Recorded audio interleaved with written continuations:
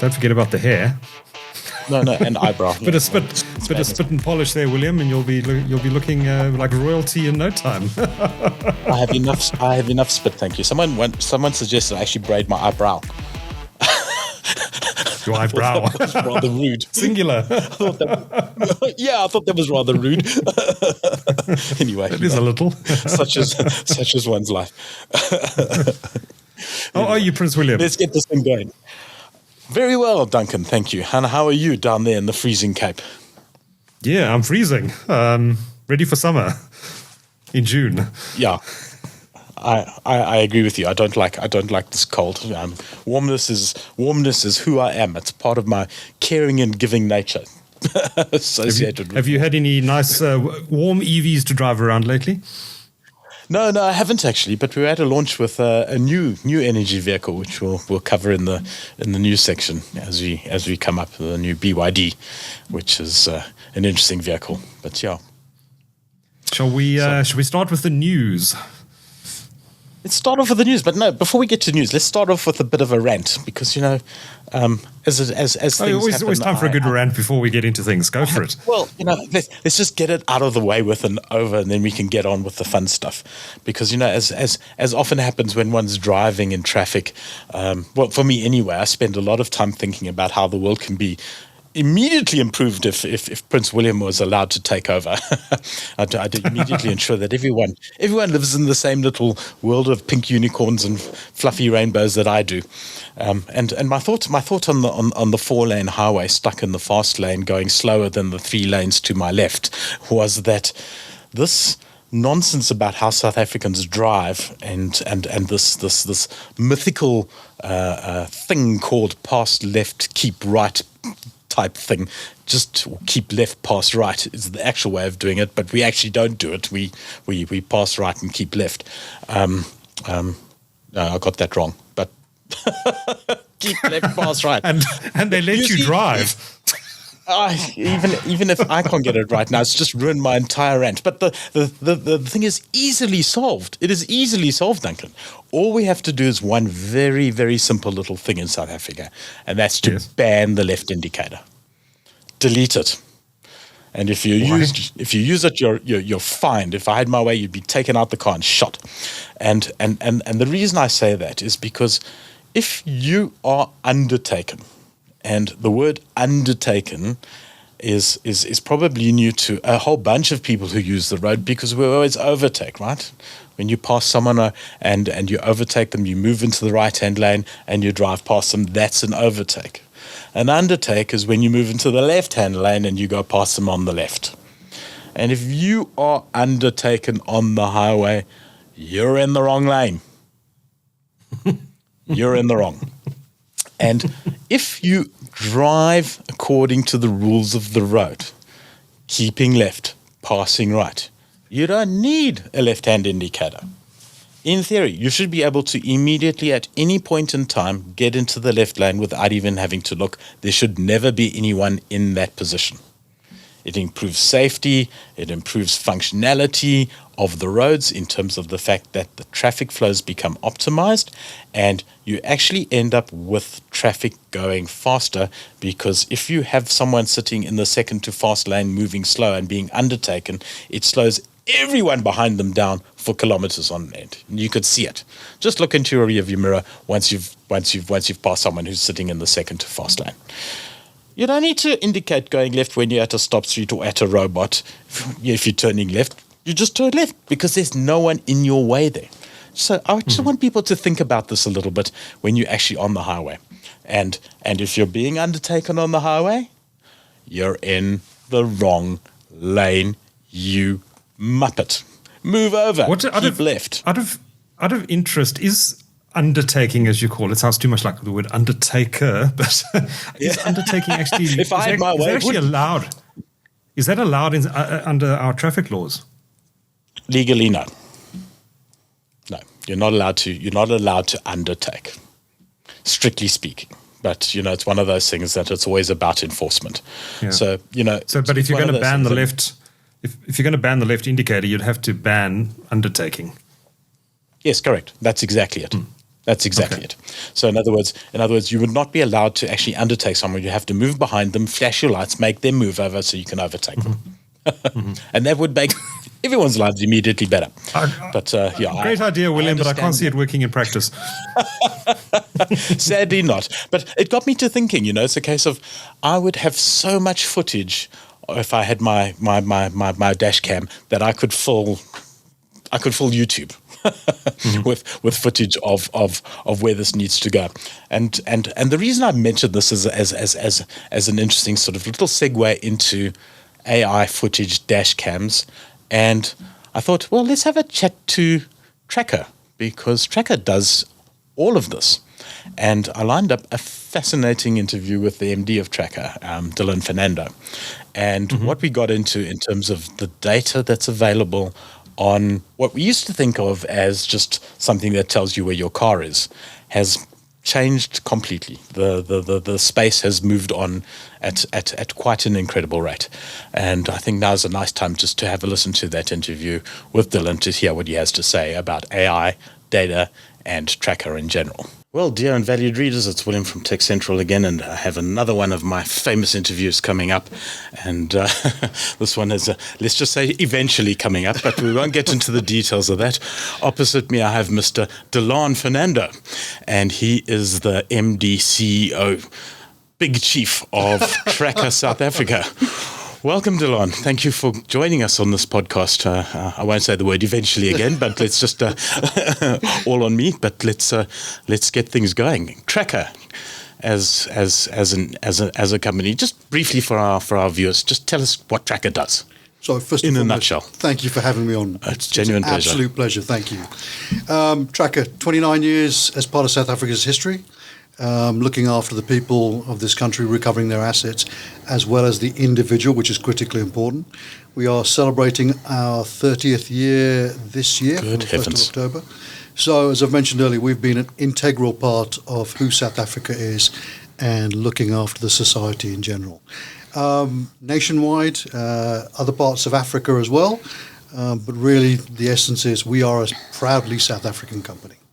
I can't believe it's been 30 years. I mean, honestly, if you'd put a gun against my head, I would have said maybe 10, maybe 15 when Tracker just sort of entered my consciousness as basically a vehicle tagging device that allows you to keep track of where your vehicle is should someone that doesn't own it decide to own it without your permission.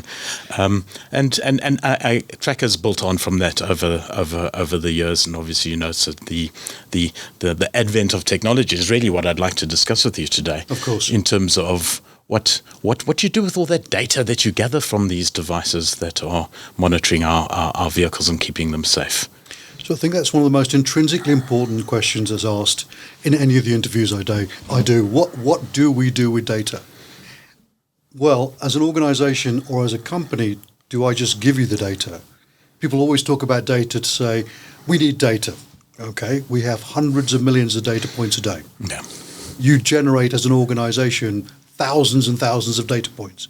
So when I sit with you and I can present you your data, the inevitable question is, please do, or can you, and what does it look like? And then we do, and then you say, oh gosh. It's not what I want. Exactly. What on earth do I do with this? So it's way more than just a conversation around data.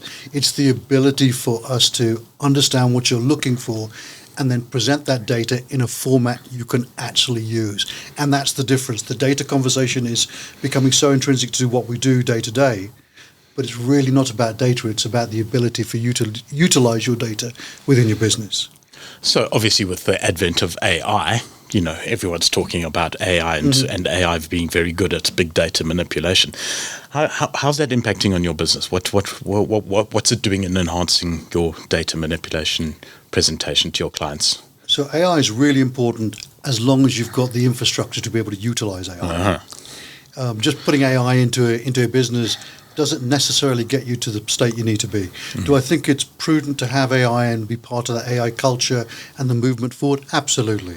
But it's in conjunction with the ability to give you data in a form that you can utilize. So, simple example.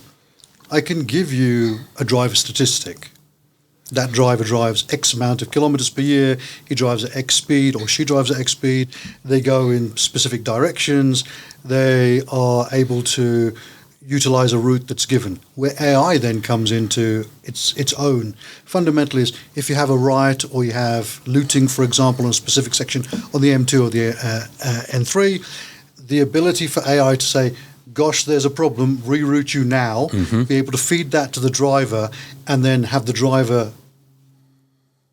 partake from his normal route and be safe in his ability to drive around that problem is where AI really comes in. So it's not just about saying, what does AI do? It's about the utilization of having the product to be able to utilize AI. It's very interesting that you raise that, because it's apparent to me that Tracker has become from a recovery service of your asset that's already gone on. We were talking about my mics, I've just knocked it. Sorry, everyone. As opposed to a recovery of an asset from an asset protection point of view, the asset's gone, you go and recover it. Absolutely. You're now looking at it as an asset, as a pre-recovery prevention. In other words, you're now looking forward to preventing scenarios where your asset would be at risk. And that's very interesting to me, because it says that now that Tracker is not just a recovery mechanism or recovery service, it's a far more integrated service that one's offering as a result of the data points that you're able to now analyze and interpret almost in real time for your clients. So and also, you were talking about driver behavior and that kind of thing. So all of that is now extending the value proposition, really, isn't it? And I mean, so with all that already on board, where's it going to go in the future? That's what's sitting at the back of my mind. Are we going to have real-time video monitoring? Are you going to have a tracker cam on my dashboard that can record what's happening in the event of an accident? The insurers can have a look, or whatever it is. So we've already got all those particular features in the different range of cameras that we have. Shows you how far behind I am. No, not at all. Not at all. I think I think your question is so intrinsically elegant in the way it's pitched, because if you think I've never been called elegant before, but I'll take it. Thank you. if you think about what Tracker did about a year ago, we've been as part of the B2B space for a very long period of time. We actually took a step back and said, can we sell you a camera? Yes, we can. Can we sell you a camera that does something? Yes, it does the something. But what we actually said is there something relevant to our customers, to the end users? And functionally, I love the point you've brought up about the fact that we do recovery. It's standard to us. We do it better than anyone else or anybody else in the country. But it's not about that. It's about exactly what you said. It's about giving you options before something happens to you. So, as I mentioned, we went back to our customers about a year ago and said, what is it you're looking for? So Tracker has become an end-to-end company. And what do I mean by that? It means that we can start you from a simple tracking device, which does exactly what it says on the box. Yeah. We will come and recover you. We'll understand where you are. We'll understand what processes that you're following. We'll make sure that you are looked after, to an end process. And so we start from tracking. We will finish up from every piece of technology that you fundamentally need as a B2B organization. So do you need a cell phone? Do you need a tablet? Do you need an engine management system? Do you need everything in between, or can you just take a camera and place it up on your dashboard? We can supply individual parts, or we are now an end-to-end organization. And that then goes back to the question you asked about what do you do with the data? Because we have every piece of information pertinent to you as an organization. We can then supply that to you in a usable format. So you can fundamentally make a decision. Are your trucks the right trucks for you? Do you need to upgrade them? Do you need to downgrade them? Can you get cheaper versions of that? Because your engine management system will now manage that process. Your tablet will tell you at any one time, this is where you are, this is what you're doing, this is how you're driving. Your camera will tell you, to the question you've asked as well, what information do you need from the camera? So does it need to be forward-facing? Does it need to be rear-facing? Does it need to be both? Of course. Is it a continuous monitoring of the driver and the road? Absolutely. Is it a ability to say, okay, we're reportedly moving towards an accident, or there's an issue, and it needs to then videotape a specific section in time to give you the ability to record and therefore then understand what went on? Absolutely. Is it something intrinsically different, such as we're doing at the moment with alcohol monitoring. So the driver gets into the cab. In the old days when I used to do these things, if you wanted to start the truck, you physically had to breathe into a little nozzle. Yes. And it would tell you, okay, there's no alcohol in your system, you can drive. You can drive. Don't need that anymore. Really? The ability for us to breathe normally as human beings when we get into a cab, because we have a sensor at the back of the camera, if you need to go to that level of extreme, well, now the normal breathing will tell you that person is over the limit or what the alcohol limit is. And so we are just not ubiquitously that company which says we will give you a camera or we will give you a tracking device. We are end to end depending on what you want, and we will provide a solution that covers your needs as an organisation. I'm not sure if I'm scared by this or excited. I think possibly a little bit of both. The levels of sophistication that this can go to is enormous. But is Tracker now primarily B2B, or are you looking at B2C? Is there a consumer-related product for little old I on the road? We've always been both. Yeah. And fundamentally, there is a B2C product now that's relevant to you. I have one in my car. Just because the interesting way we drive in South Africa, I've been here 25 years, has changed. The interesting way we drive in South Africa. I'm going to file that away and use that in the future, as opposed to we have a bunch of maniacs on our road who don't know how to drive. I would never say that, because I've lived around the world, so people drive differently for the different road conditions. Fair comment. But the interesting way we drive here, and our fellow South Africans utilised their vehicles, has driven me to put a camera in the front of my car. Fundamentally, should anything happen, at least it gives me the opportunity to say, as an insured driver on the road, this is what's happened. The insurance claim should be a lot easier and a lot quicker and processed more quickly. Correct. So in terms of the data monitoring, another thought that just randomly triggered in my mind whilst we were talking, so I'm just going off my question stream a little bit here, is that when we were talking to the EV guys, so the EV guys are very interested in route information specifically. They want to know where the hills are, where the chargers are, where the network is. Is there a duplication of effort in terms of understanding the geolocation data of a vehicle at any given time? You must have all that data on hand immediately. And if the EV guys now have to customize a system, why don't they just come to you and say, can we borrow your data collection service, dear Tracker, and engage with you that way? It saves them a whole lot of back-end development. You've already got all the information, and just dovetailing it with the charging infrastructure layout specific to the EV guys' needs must be a no-brainer for you guys. It is a no-brainer for us, and we're already doing it. There we go. Damn it. All my good ideas gone. Used.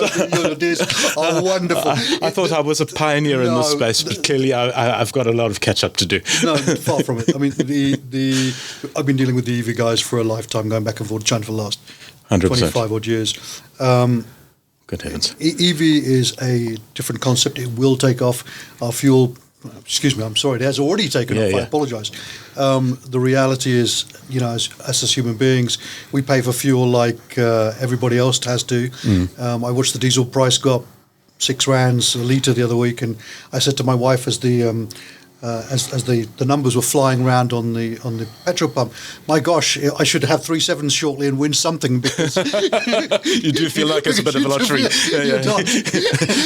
And then the gentleman filling the car comes up and gives you the bill, and you're thinking, wow, well, my kids aren't going to school next month, so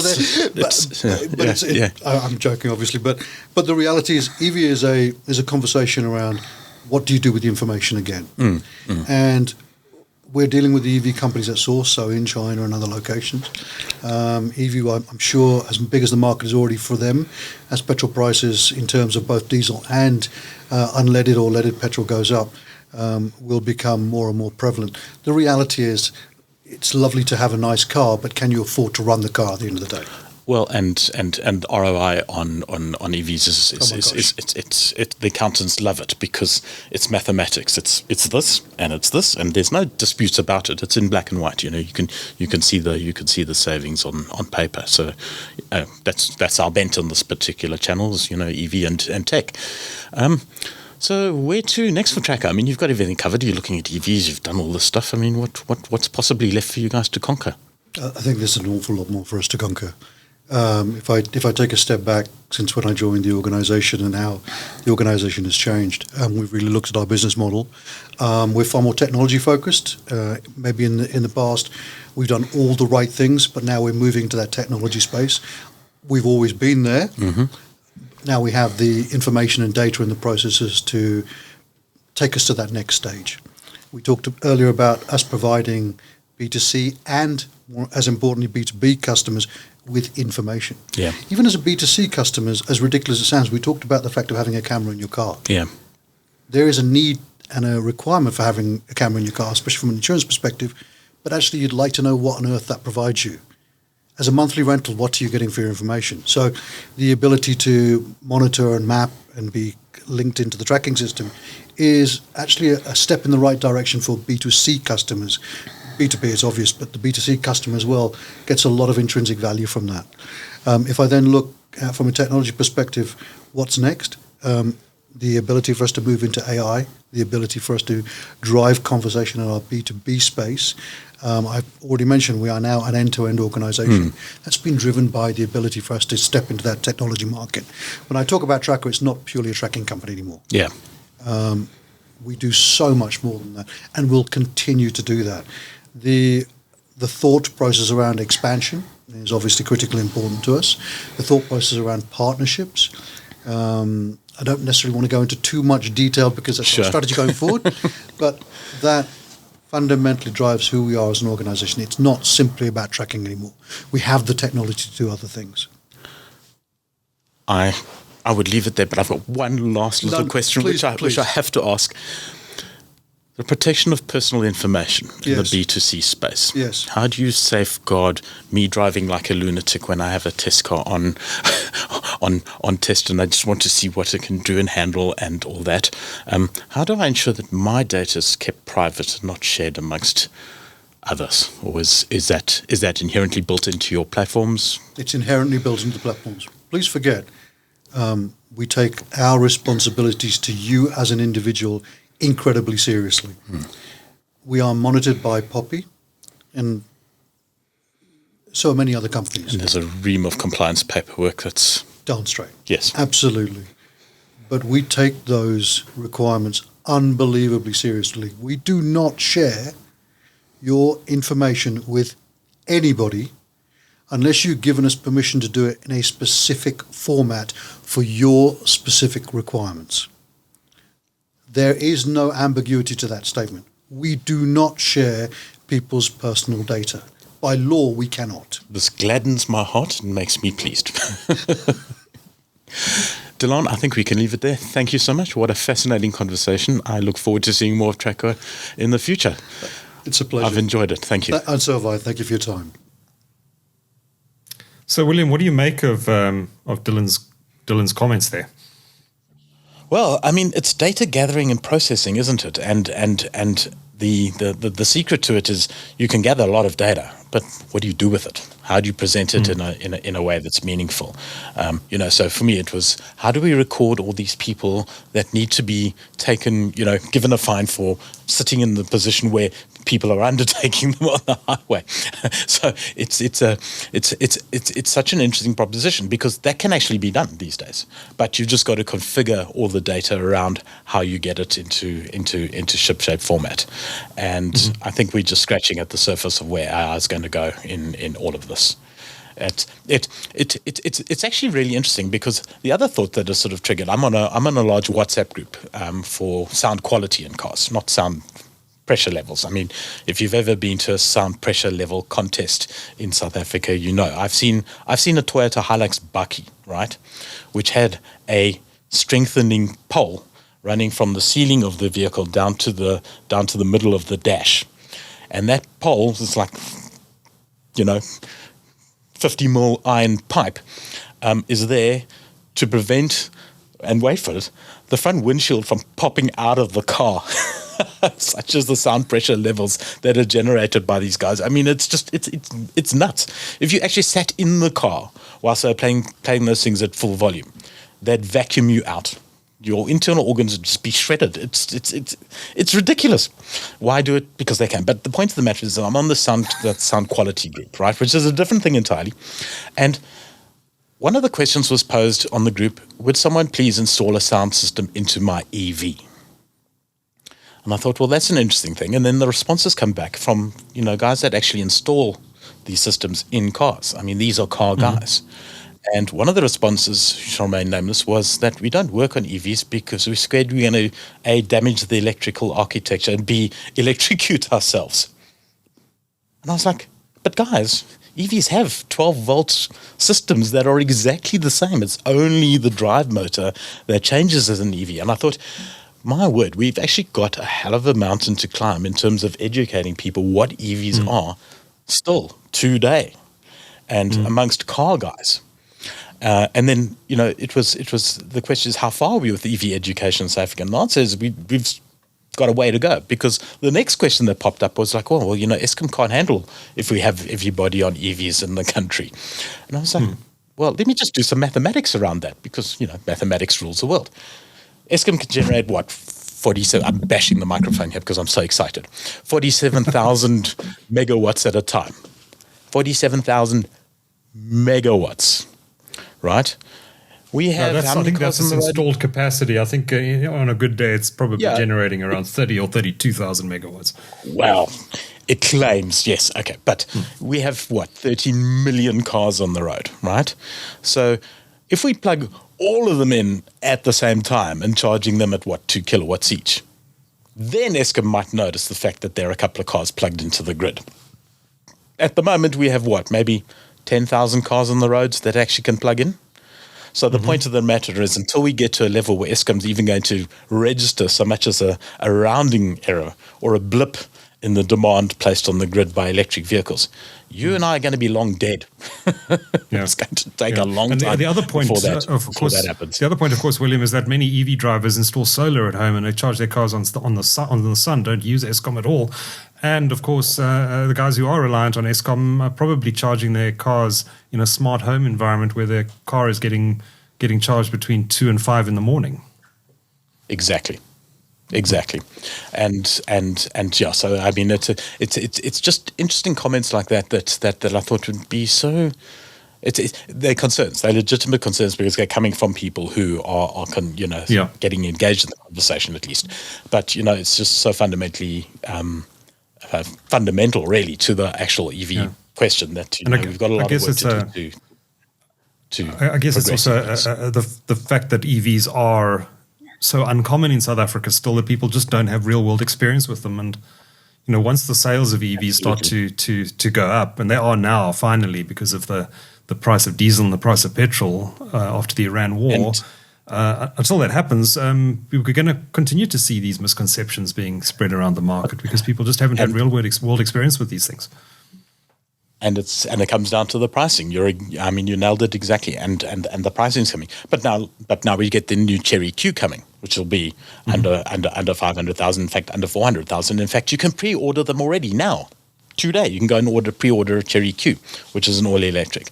The new JQ J5 is coming, the all electric. The iCar's just launched. So the number of electric vehicles that are already available in South Africa and that are still coming is escalating enormously. And we'll get into the Chinese revolution a little bit later on, because there's some very interesting numbers here that are sliding under the radar that are now suddenly coming to the fore. But in terms of new cars, for example, yesterday I was at the new Atto 2 DMI launch. Okay, this is a BYD, so it's a small crossover SUV, sort of maybe a little smaller than the RAV4, the Corolla Cross, the Suzuki Grand Vitara, or the new Suzuki Acros, for example. Run about that size, maybe a little bit smaller than the T-Cross, maybe same size as the T-Cross, the V-Dub. But what this is, it's being a DMI. It's not a full battery electric. It's a dual mode. DM stands for dual mode. PHEV. It's a plug-in electric hybrid, yeah. And so plug-in electric hybrids, you plug it in, you charge a bigger battery than you do if you just have a mild hybrid, which has a battery that collects your regen from your braking and charges from your engine. The plug-in typically gives you a bigger battery, gives you a longer range. And this one comes with a 7.8 kilowatt hour battery and round about 40, maybe 50 kilometers of EV only range. And I'm afraid that's just not enough for South Africa, I don't think. I think it's a little small. I think it will have some application for the office commute. You know, there are not too many of us that live further than 20 k's away from our office. So what's the pricing of this, William? So pricing on this, we're looking at starting at 449,000, 450,000, and going up to 490,000. I had thought initially that the 490,000 would be the slightly bigger derivative, which comes out with an 18 kilowatt hour battery, but that's not coming to South Africa from what I understand. There's been one or two different spec sheets from BYD on this, but the 18 kilowatt hour hasn't actually manufactured or presented a presence yet. That would give you around about 90 kilometers of EV only range, which I think is more workable in the South African context. But so it's one of those where we've become so spoiled with Chinese pricing that we're expecting them to give us more and more until we get everything for nothing. So more and more for less and less. But so the pricing is maybe it's a little bit high, but you do get a lot of spec on the vehicle. I mean, it's typical. Throw everything at it, and the differences between the two, it's you get a powered tailgate and you get a panoramic sunroof and but the fundamental basics on the car are already quite an impressive list on the 450,000 rand version. And what engine is it paired with? It's a 1.5 litre normally aspirated petrol motor. Well, I mean, if it's Chinese and has an engine, there's always a 1.5 litre motor. Usually a turbo, but I suppose it makes a very interesting. Well, there you go. It makes a very interesting comparison with the Chang'an Uni S. So the Uni S is a 1.5 litre turbo, and it's roundabout in that pricing bracket, but it's got a lot more power, 138 kilowatts. This Atto 2 it claims 122, but you got to understand that it's 122 with the petrol engine running at full tilt and the electric motor running at full tilt. So it doesn't have that punch that the Uni S has. When you power it up, it takes a little while for everything to spool up to full power.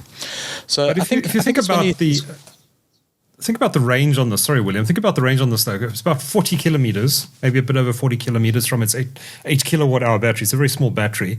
But I'd love to see some figures on what the average commute distance is for South Africans. I mean, how far does your average South African drive in a car to get to work and get home again? I'd imagine it's probably around the 40K mark on average. So, as a commuter, if you don't want to pay for petrol or diesel, you're going to save a lot of money driving this thing because you're going to get to work and get home in most instances, in the average case, without having to engage that petrol engine at all. So maybe it might do more. Maybe it'll be more successful than we think it's going to be at this price point. This is. You're exactly right. And of course, that 45 litre tank at 5 litres 100 or 5.4 or whatever it is they claim is going to do 800, 900 Ks, maybe more. So you can literally jump into it and drive down to Durban without having to worry about anything. So this is where I think the plug-in hybrids are going to be are really a logical stopgap for South Africans. I mean, we've seen the research from overseas that says, dear customer, you bought a plug-in hybrid. Why didn't you buy a full battery electric vehicle? And the answer comes back as, well, I was worried about the range. And then what are you going to buy next when your plug-in hybrid has reached the end of life? 90% of them are going straight away to BEVs. And interestingly, 80% of them said we should have gone to BEVs straight away because we just didn't know how good the charging infrastructure and how our lives would actually integrate with the BEV straight away. So given the option of going back to buy a PHEV or buy a BEV, 80% would actually go straight to a BEV, which is interesting. So I think it's South Africa maybe with our graded distances. Here's a question for you, William. Let's stick with BYD for the moment. They've got the Dolphin Surf, which is a pure EV in this market. Now they've introduced a similarly priced model here in a PHEV. If you were going to market now to buy a cheap and cheerful new energy vehicle from BYD, and these are your two choices, which one would you get and why? Oh, Surf, immediately. No brainer, hands down. So, and I say that from can I say I'm sitting from an enlightened point of view because we've done a lot of work in this space, and it's interesting you mentioned whether I'm going to buy a dolphin surf. It's coming very close to that because my wife is having a divorce with her car at the moment, so she's very keen on an EV, so it's coming sooner than we think. So the point of the matter is that the range side of things no longer concerns me, doesn't worry me at all. Okay. I'm not by nature a competitive person at all. I really am not. I'm not. But someone mentioned to me that they've done some statistic gathering, and on their Volvo, they've got down to a running cost since they owned the car, and they've had it a year, and they've done, I think, about 15,000 Ks. I stand under correction, but it's around about that. They've got a total cost per kilometer of energy cost, in other words, just electricity versus petrol, of 4 cents per kilometer. 4 cents. 4 cents per Charging on kilometer. solar, or is that charged via Eskom? Yes. No. Of course, he's got solar at home, and he charges off that. So I'm afraid that's a bit of a red rag to a bull, because I've got to beat that. 3.5 cents. So you're getting a dolphin and 40 solar panels, are you? Well, exactly. My chair has got my fingers scratching, and I'm like, let me at it. I've got to beat that. So it's a case of if real world statistics bear out that a use case can be made. Admittedly, yes, you've got solar, and it's a fairly big solar installation that he has, bigger than mine. But man alive, that's a challenge. That's the way to do it, and it's what I would really like to put to the test. The other one, the big challenge, of course, is that I don't know if you remember the guys that brought us this little minor scandal called Dieselgate that occurred somewhere in Germany to some many. Oh, I didn't say that. It happened. They now having nothing better to do with their lives are bringing us another scandal, saying that plug-in PHEV specifically are claiming up to 5 times greater carbon savings than they actually deliver in the real world. And the only way you're going to increase your carbon footprint is by burning more fuel. So in other words, they're saying PHEVs are 5 times less efficient than what the manufacturers claim. So that's a very interesting conversation in and of itself, because when we look at EV range, we've got all different standards that we can apply to our EV range. So if we use a WLTP range and we say that a car has a 100 kilometer WLTP range, we can roughly say that in the real world it will equate to 90 or 85 or 80 kilometers, but it'll be consistent across all OEMs.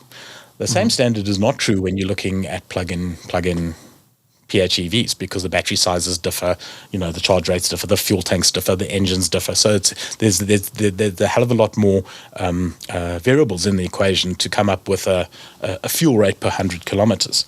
So the question there is that if we take a PHEV, say, for example, the new RAV4 that claims 1.5 liters for 100, I don't know what they claim, but whatever it is, how does that actually map out in real world usage? Are you able to achieve that? Are you able to better it? Under what conditions is it that you're able to better it? Under what conditions is it when it doesn't match those standards? For example, if you're driving the car down to the coast and back. And if you average it out, where are you actually sitting in this? Because those are important conversations to have. If you're claiming 1.5 liters per 100, but the actual real world return is 3 liters per 100, you're 100% wrong on your claim. And so I think it's a brave new world, and data gathering, which is what engineers like me love. We love data gathering. Is going to come to the fore in terms of how things actually perform in these things. It's fascinating, absolutely fascinating. So it really depends how people drive them, of course. Of course. And I mean, the trouble with these PHEVs is that generally they've got a lot of power. So, the attraction with the right foot is strong. So, I can drive economically. just generally don't. Life is too short. You must have some fun. And yeah, there's I think there's going to be a lot of technological impact and crossover coming into new cars in general as we go. And it's Volvo and Gemini, for example, that are getting together in a new I don't know, unholy matrimony or holy matrimony. I'm not entirely sure, but it's I suppose it depends on your point of view of how you regard Gemini. But Volvo is integrating with Gemini. So now you're seeing Gemini tech inside your Volvo. Just think about what that means. It's taking AACP and Android Auto, Apple CarPlay to a whole new level. So you're not just talking to Android Auto, you're now talking to Gemini, an actual AI in your car that I think opens up a whole new level of, hey, Volvo.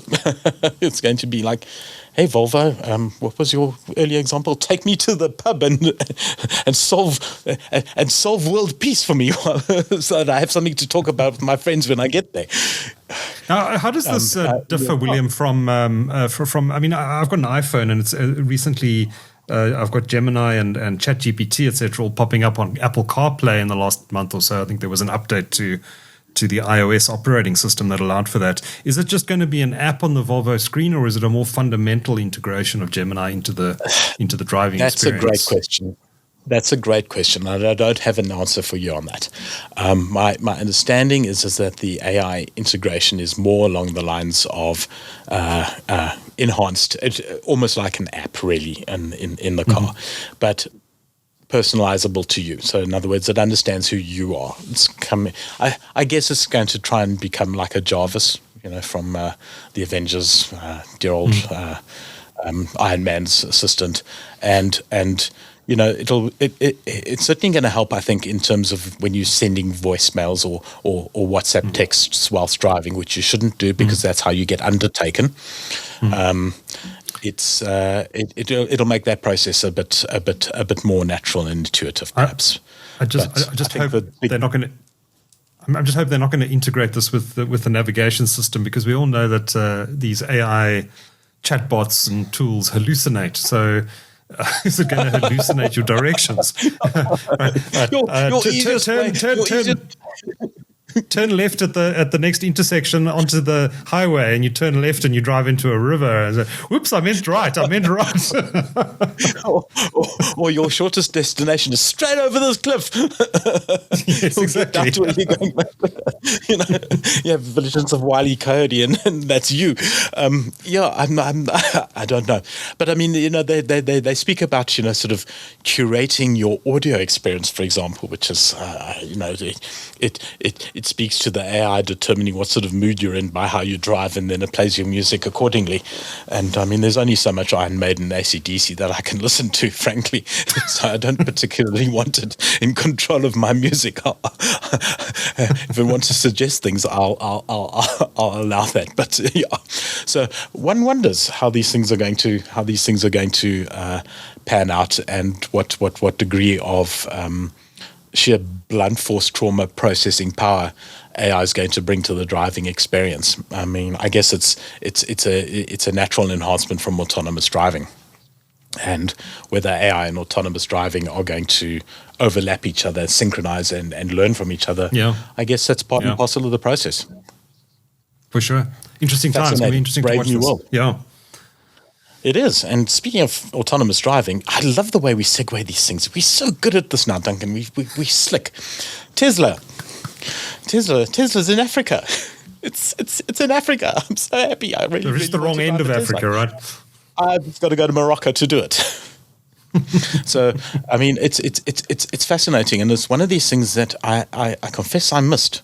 I didn't know that the supercharger network has been established in Morocco and has been started there since 2021. I'm 5 years out of date. They've expanded into Casablanca, Tangier, Rabat, Fez, Marrakesh, and Agadir.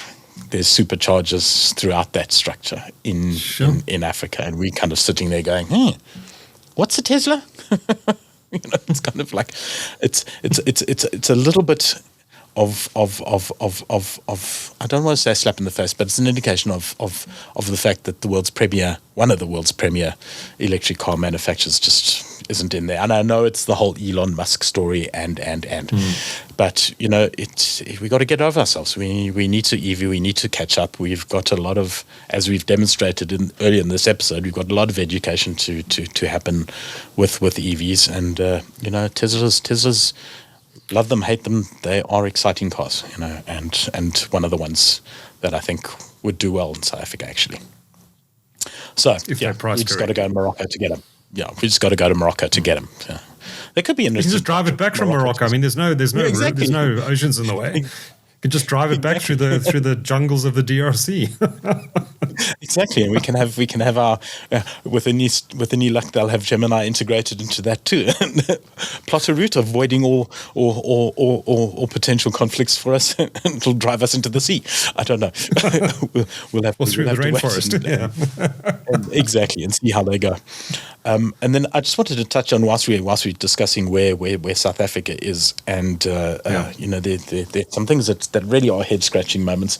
We touched briefly in the last episode about the India and EU signing trade deals, and India now exporting cars into the EU at much reduced trade tariffs, and how that's going to overlap with our export markets going into that, and whether we're going to have some trouble from that. But ITAC finally have actually promulgated some tariffs on, wait for it, are you ready? Battery electric vehicle minerals.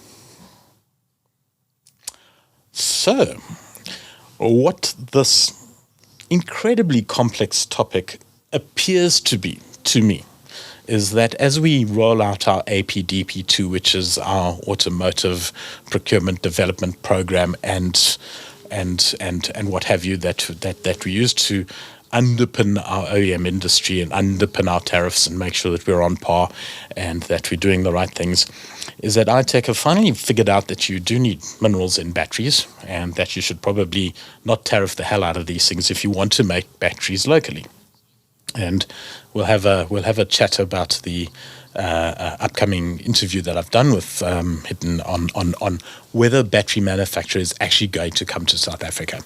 And the opinion there is that it can come to South Africa. We just need to partner with the correct technological people who have the tech to be able to do it. It makes sense that you want a partner who understands how battery tech work. And I'm very nervous of us manufacturing cells in South Africa for the simple reason that if the Europeans, with all their sophisticated first world tech, can't get it right, and you watch Norvelt going bang, that's a risk. It really is a risk. And to establish a high-tech processing facility that takes a long time to pay back is very expensive to put in there, and requires volume and scale at a unprecedented level to make it turn a profit into our total EV market of 10,000 cars. We need to get our EV sales going to the point where we can actually take up some of these batteries and use some of the tech in our storage capacity, not only in EVs but obviously in static installations as well. So you've got that interview coming up with Hitan Palmer. He's from the Electric Mission, an interesting non-profit organization that is doing its very best to promote electric mobility in South Africa. We'll be running that interview, which William did on the TechCentral show, our sister podcast. So if you're interested in keeping an eye out for that, do subscribe to the TechCentral show, or keep an eye on TechCentral for that interview. It's going to be coming up in the next week or two. Fascinating things, yeah. And then, speaking of fascinating things, we get to the Mad Chinese Car segment. My favorite section. This is where I need to put some. This is where I need to put some pictures on the screen. There we go. What are the Chinese doing next? So here we go. So no, that's not. It's not a Range Rover. So this is in fact an Xpeng GX, the new luxury. It's a Range Rover, but at half the price, quarter of the price. Do you want to go lower? $47,000 for the big one. Wow. The really big one. and $32,000 for the entry level one. Take us through the specs. Big, massive, enormous. It is 7 seaters. It's the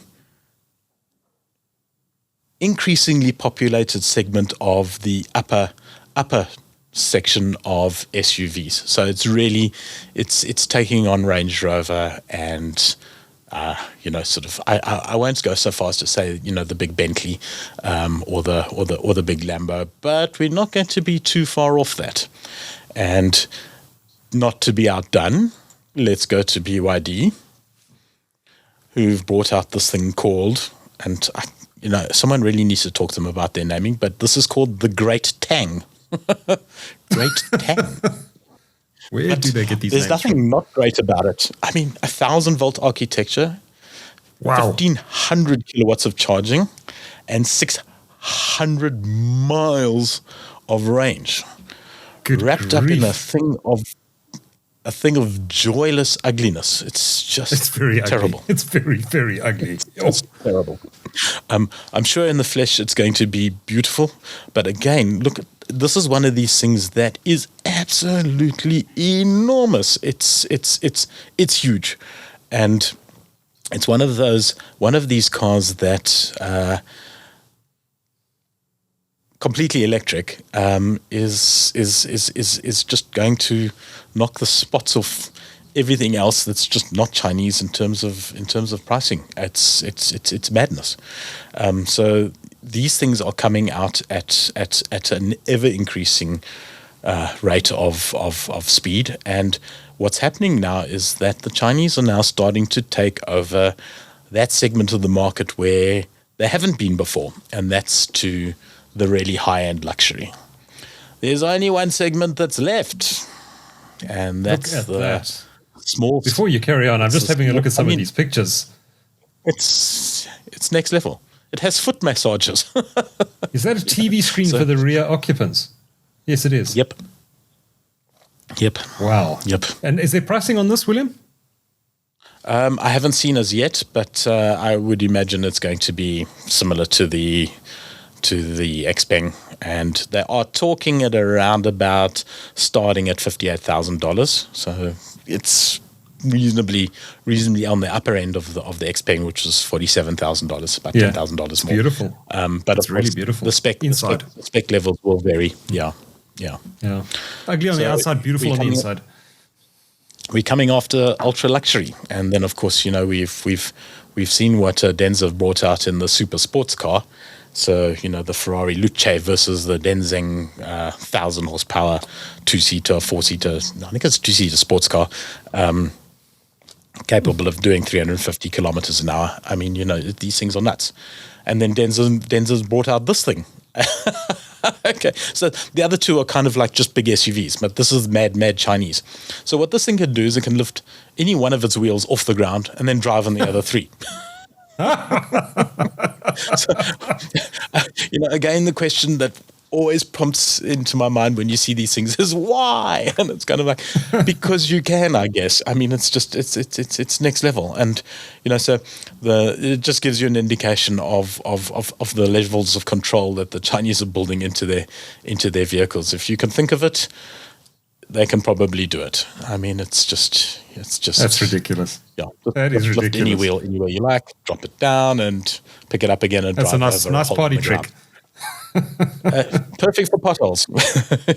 Exactly. Actually, that would be very useful while you're out 4x4ing. It's actually a great feature. Yeah, there you go. Crowd. You're going over a really big whatever it is. So there you go. You can do it.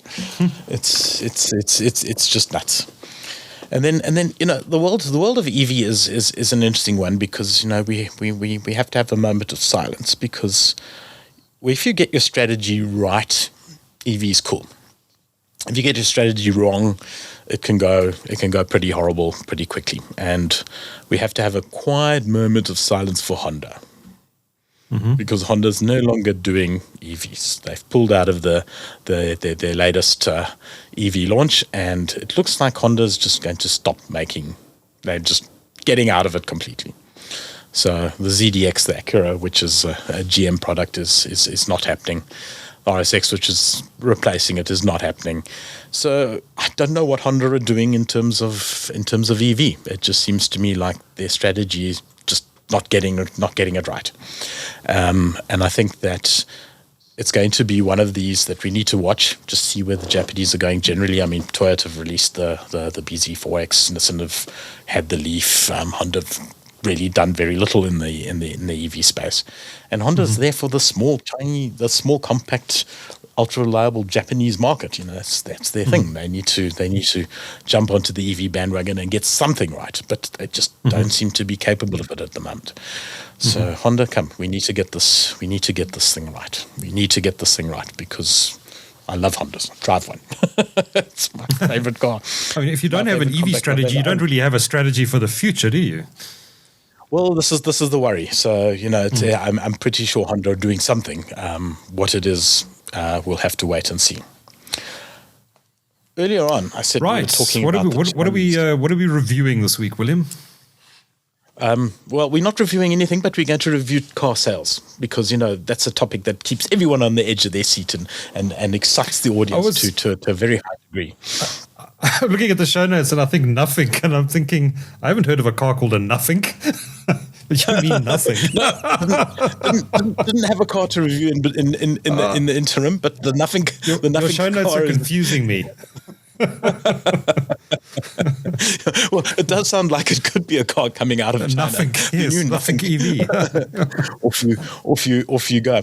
But I was going through and trawling through the car sales stats for May.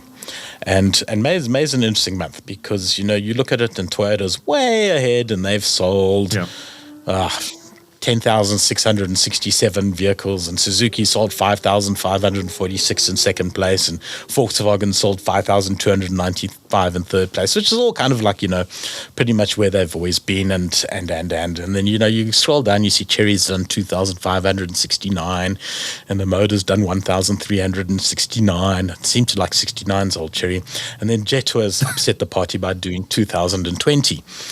And you look at this and thinking, but okay, just let's hang on a second because Chery, Jetour, Omodo, Jeiku are all part of the Chery group. And if you add all those up, guess how much you get to? 5,958, which puts them in second place. Wow. Total sales in South Africa. Wow. Second place. Under one ahead of Suzuki brand. Ahead of Suzuki. Okay. So that's just to give you an impact. And we're not even including the Lepus sales, which are not reported in there, in that group. So they're not just second by a bit, they're second by a lot. And at almost 6,000 vehicles, I'm just thinking, how long will it be before they overtake Toyota?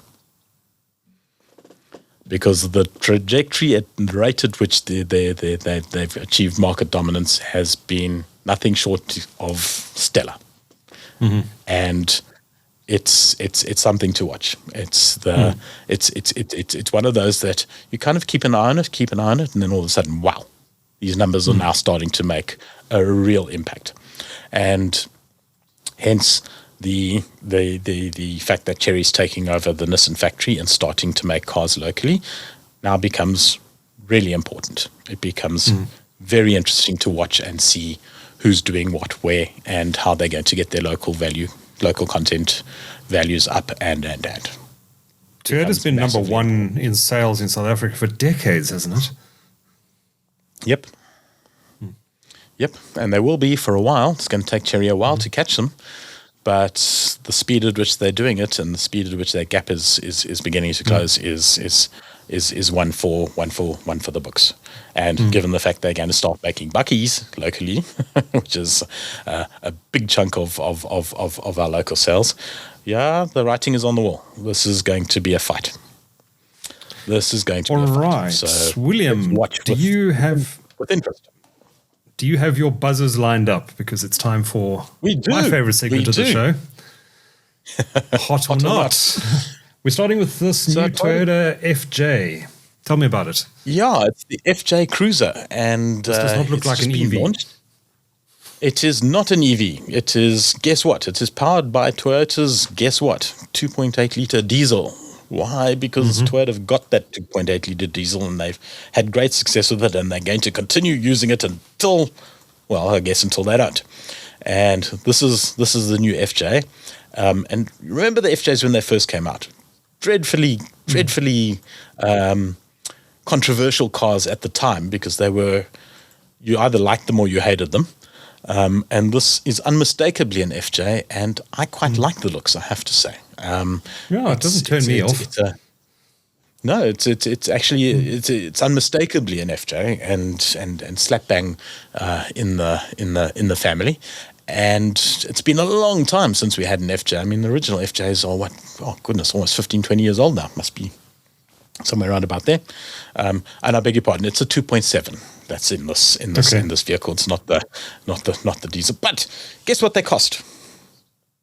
No idea. Okay, it's a 2.7 petrol engine. Does that help you in the costings?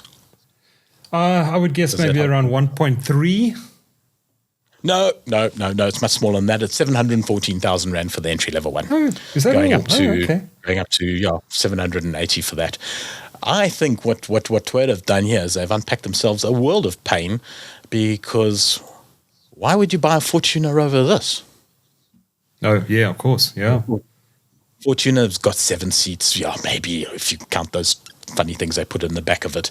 But I really like the look of this. I really do. I actually don't know much about this FJ Cruiser. How good is it as an off-road vehicle? No idea. Haven't driven it, but it's not going to be rubbish. It's really not going to be rubbish. It's 4x4, so it's the VX spec is 761,000 just for reference. VX with Toyota is a bit more luxury, but the fun thing with it is that's probably why they haven't put the diesel motor in it. Coming to think about it, is because you get that in the Fortuner, but I think the looks of this thing are sexy as hell. That's got a lot of street character. I like the way Toyota's using their name in full on the front of the vehicles now. It actually looks quite good. Absolutely. Absolutely. I'm giving this all a heart. Right. BYD Atto 2. Oh yeah, we've got to rate it first. Yeah, hot is good. We've got to give it a pack. I'm getting ahead of myself. The Atto 2 DMI. For me, this is a case of close but no cigar. That 40 kilometer range. I stand to be proven wrong on this car. I think BYD may well do that in that they may well get a lot of the office commuters jumping into this car, because looks wise it's unmistakably it's BYD. It's unmistakably Chinese. It's got a lot of creature comforts in it. It's quite comfortable on the open road. It's not going to shoot any lights off in the performance stakes, but that's not what these vehicles are about.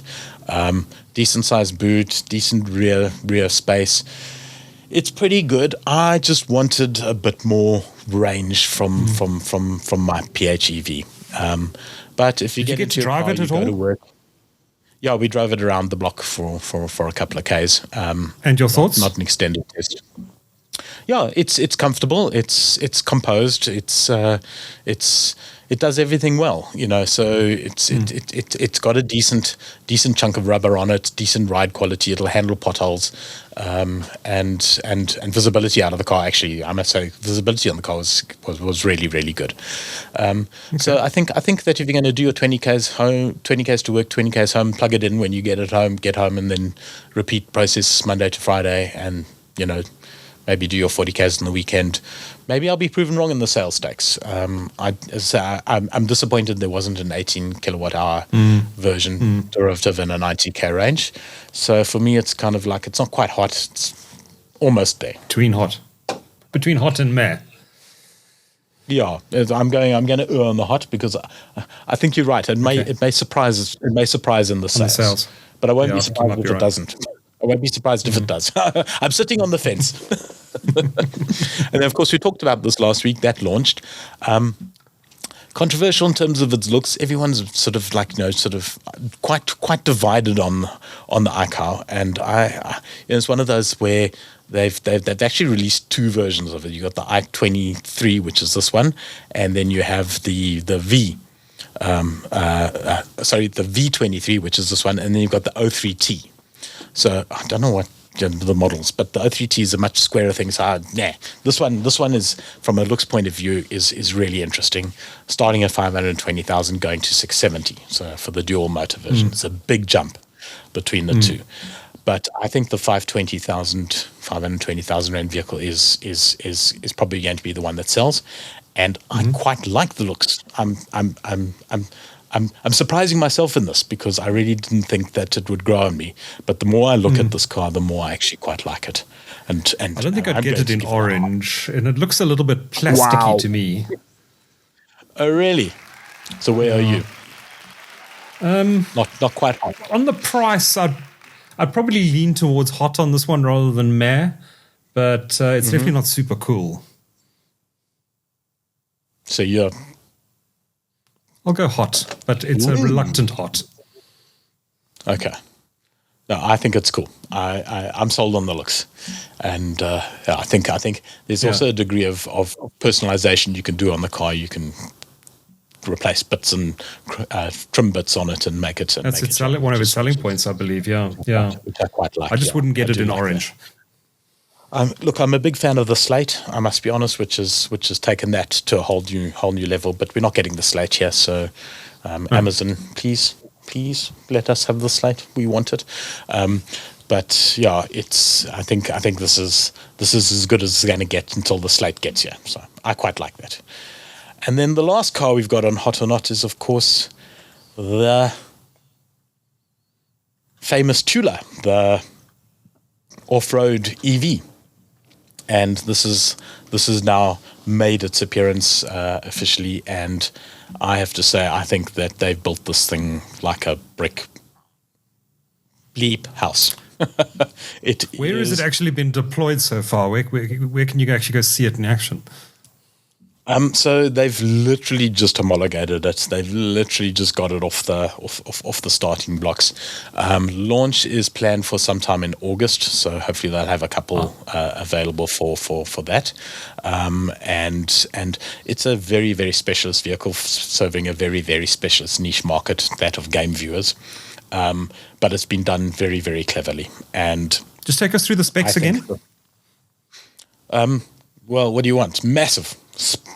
Stupendous, enormous. It's 2.6 tons, and that's the maximum weight for a road-going car. And they're battling to get down to 2.6 tons because the chassis on this thing is built to take a Rhino charge.